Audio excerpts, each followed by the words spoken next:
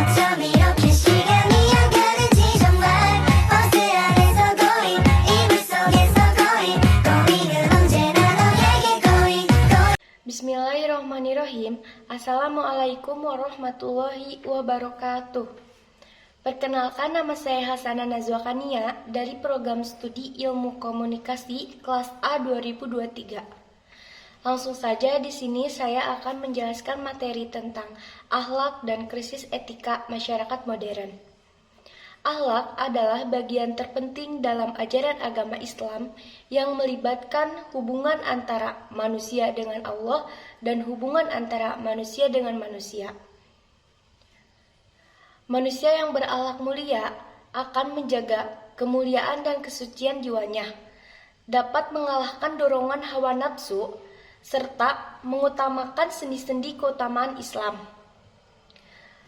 Akhlak yang mulia akan menghindari akhlak tercela yang dapat merugikan dirinya. Manusia yang berakhlak mulia adalah manusia yang suka tolong-menolong sesama insan dan makhluk lainnya, senang berkorban untuk kepentingan bersama, serta suka menyayangi dan menghormati. Akhlak yang baik akan mengangkat derajat manusia yang tinggi dan mulia, dan akan menempatkan manusia ke posisi terhormat di sisi manusia dan Tuhannya. Sebaliknya, akhlak yang buruk akan membinasakan dirinya, menurunkan derajat manusia sampai ke titik terendah, lebih rendah daripada binatang ternak. Akhlak buah hasil dari proses ibadah dan akidah. Akhlak buah kesempurnaan dari pohon setelah akar dan batangnya kuat. Secara etimologis, akhlak adalah bentuk jama dari huluk yang artinya budi pekerti, tingkah laku, adat kebiasaan, perangai atau tabiat, karakter dan watak. Menurut Al-Ghazali dan Miskawai, bahwa akhlak adalah sebagai suatu kondisi jiwa yang mendorong seseorang untuk melakukan sesuatu secara spontan dan konsisten. Akhlak yang baik akan teraktualisasi secara baik, dan akhlak yang buruk akan teraktualisasi secara buruk. Dalam Ensiklopedia Britannica, ilmu akhlak diartikan dengan studi yang sistematika tentang tabiat dari pengertian-pengertian nilai baik, buruk, seharusnya, benar, salah, dan tentang prinsip-prinsip yang umum membenarkan kita dalam mempergunakannya sesuatu. Yang selanjutnya ada persoalan akhlak masyarakat modern.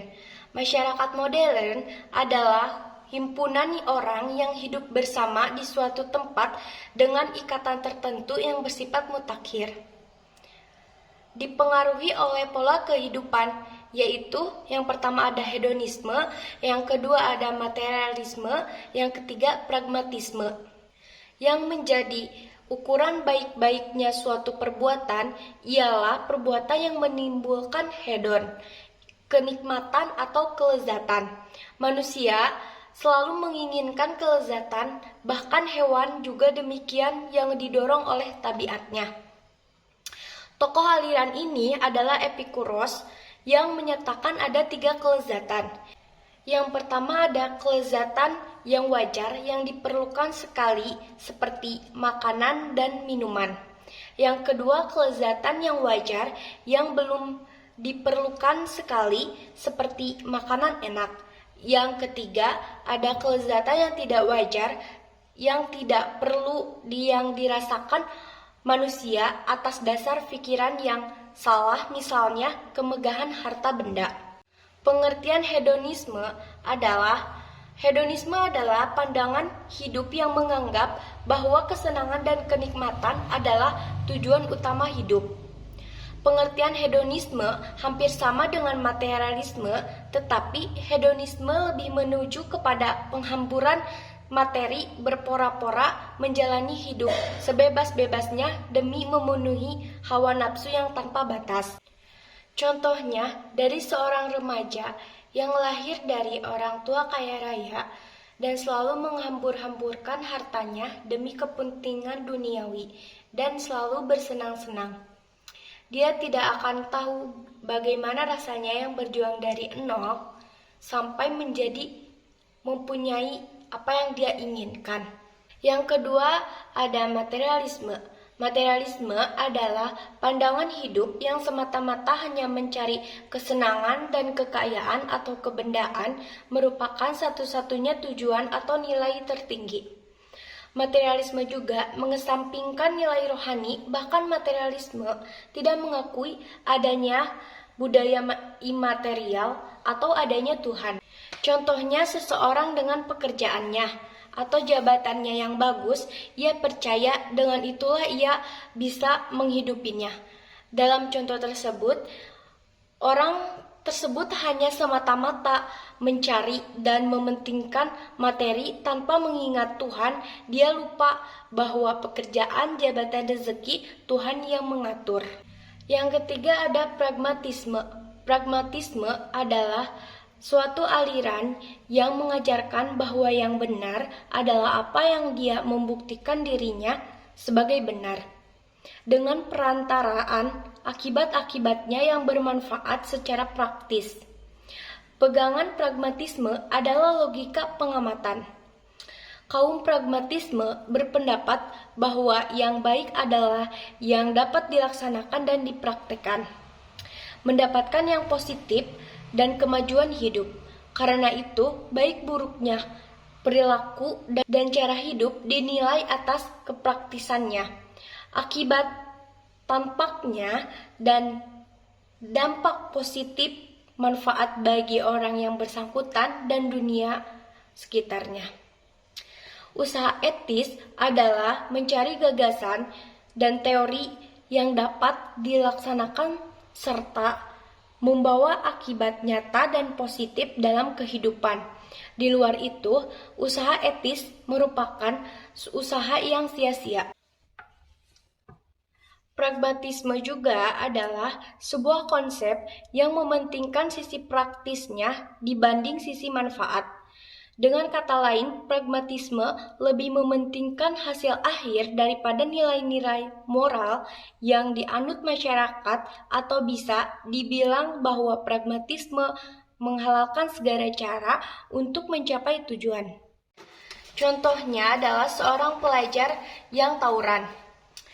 Tawuran pelajar juga merupakan hidup yang pragmatisme karena mengutamakan kepraktisan dan mencapai tujuan untuk menyelesaikan masalah. Perilaku tersebut sudah menyimpang dari ideologi kita, yaitu Pancasila, yang terdapat pada sila keempat, yang dimana kita harus mengutamakan budaya bermusyawarah dalam mengambil keputusan bersama. Yang selanjutnya ada solusi akhlak Islam. Menurut Ibnu Taimiyah, akhlak berkaitan erat dengan keimanan. Karena iman mencakup 3 unsur penting, yaitu yang pertama, meyakini bahwa Allah adalah satu-satunya pemberi rezeki dan penguasa semua kerajaan. Yang kedua, mengenal Allah dan meyakini bahwa Dialah satu-satunya yang berhak disembah. Yang ketiga, cinta kepada Allah melebihi segala cinta terhadap makhluknya, dan cinta hamba terhadap Tuhannya akan mengantarkan mencapai ridhonya Allah. Solusi akhlak selanjutnya adalah al-adabu fauqa ilmi. Akhlak lebih tinggi daripada ilmu. Adapun hadisnya, Bismillahirrahmanirrahim, ahsin hulukoka linnasi ya Mu'adzubnu Dabalin, yang artinya baguskanlah akhlakmu terhadap sesama manusia. Hadis riwayat Ahmad. Dalam agama Islam, tinggi rendahnya seseorang tidak ditentukan oleh harta, ilmu, ataupun kekuasaan, tetapi ditentukannya sepenuhnya oleh perbuatan baik atau takwanya dan seberapa jauh nilai-nilai etika menjiwai dan mewarnai segala tindakannya. Agama untuk manusia, maka etika atau moral menjadi salah satu pelajaran yang amat penting dalam agama apapun. Dari sudut pandangan etika atau moralitas, rasanya semua agama sepakat mempunyai pandangan yang sama. Semua agama memerintahkan pemeluknya berbuat baik, melarang kejahatan. Dalam konsep filsafat Islam, ada 4 hal pokok yang dibicarakan agama, yaitu Tuhan, manusia, alam, dan kebudayaan. Etika agama adalah pada dasarnya mengatur hubungan manusia dengan Tuhannya, manusia dengan sesamanya, dan dengan dirinya. Hubungan manusia dengan alam sekitarnya, serta hubungan manusia dengan kebudayaan. Etika hubungan manusia dengan Tuhan. Etika agama menegaskan bahwa manusia dan Tuhannya adalah hubungan antara ciptaan dan penciptanya. Hubungan antara makhluk dengan Al-Khaliq. Pada dataran ini, manusia pada hakikatnya tidak mempunyai otoritas, kekuasaan, dan wewenang sedikitpun terhadap Tuhan. Etika hubungan manusia dengan sesamanya, pada hakikatnya posisi manusia terhadap sesamanya adalah sama dan sederajat. Sama-sama sebagai ciptaan Allah, dan karenanya di hadapan Allah semuanya sama. Yang membedakannya hanyalah amar perbuatan atau takwa saja. Yang selanjutnya atau yang terakhir ada etika hubungan manusia dengan ciptaannya atau kebudayaannya. Berhadapan dengan ciptaannya atau kebudayaannya, manusia pada dasarnya memegang otoritas dan kekuasaan yang penuh. Artinya, manusia sepenuhnya bertanggung jawab untuk apa semua yang diperbuat.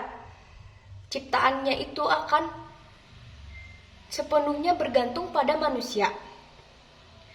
Dalam setiap ciptaan manusia, di dalamnya tidak ada mekanisme yang bekerja otomatis untuk mengontrol, memperbaiki, serta mengarahkan tujuannya. Semuanya bergantung dan tergantung pada manusianya. Nah, di sini ada pembahasan terakhir, sumber nilai moral atau akhlak. Agama merupakan sumber nilai etik, moral, akhlak yang memiliki kekuatan yang lebih karena nilai ini bersumber dari wahyu Allah. Kebudayaan atau tradisi. Tradisi menjadi sumber nilai etik, moral, atau akhlak bagi kehidupan manusia. Manusia hidup pada budaya atau tradisi yang sudah memiliki standar nilai tersebut. Nilai yang bersumber dari tradisi bisa berbeda-beda, tergantung sistem nilai yang dianut oleh tradisi atau budaya masyarakat tersebut. Kesimpulan yang dapat kita ambil dari akhlak dan krisis etika masyarakat ini adalah bahwa akhlak adalah ajaran agama Islam yang terpenting, yang melibatkan hubungan antara manusia dengan Tuhannya dan manusia dengan sesama manusianya. Kita juga sebagai manusia harus berakhlak mulia dan baik kepada Allah, kepada sesama manusia, kepada alam, kepada semuanya. Dicukupkan sekian, mohon maaf bila ada kata-kata yang salah. Wassalamualaikum warahmatullahi wabarakatuh.